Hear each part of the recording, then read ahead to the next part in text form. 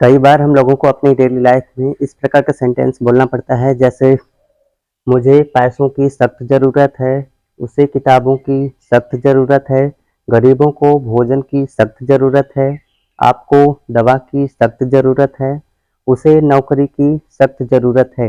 तो क्या आप लोग जानते हैं कि इस प्रकार का सेंटेंस को इंग्लिश में कैसे बोला जाता है?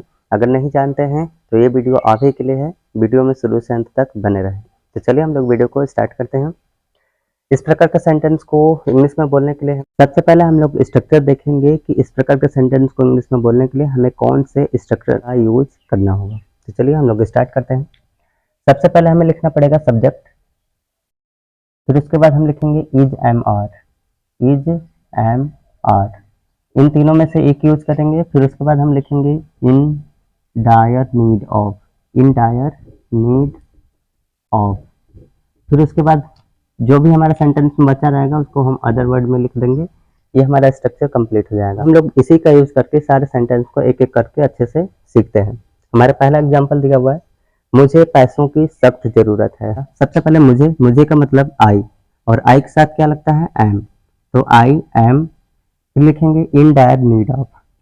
इन dire need of. Need of. फिर उसके बाद किस चीज की जरूरत है? पैसों की, तो हम लिखेंगे मनी। हो गया, हमारा सेंटेंस कंप्लीट हो गया। मुझे पैसों की सख्त जरूरत है, तो I am in dire need of money. I am in dire need of money. अगला सेंटेंस है, उसे किताबों की सख्त जरूरत है। तो इसका इंग्लिश हो जाएगा उसे मतलब ही, और ही के साथ किसका यूज करते हैं? इज का। तो he is in dire need of. In dire need of. फिर उसके बाद क्या यूज करेंगे? किताबों की मतलब बुक्स, हम लिख लेंगे बुक्स। उसे किताबों की सख्त जरूरत है, तो इसका इंग्लिश हो गया he is in dire need of books. He is in dire need of books.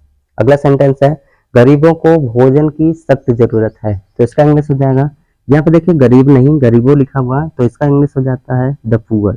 Poors नहीं, the poor. The poor plural number है, इसलिए क्या होगा? आर ही हो जाएगा। The poor are in dire need of. In dire need of. Need of. फिर उसके बाद देखिए भोजन की जरूरत है, तो यहाँ पे भोजन का मीनिंग लिख लीजिए फूड।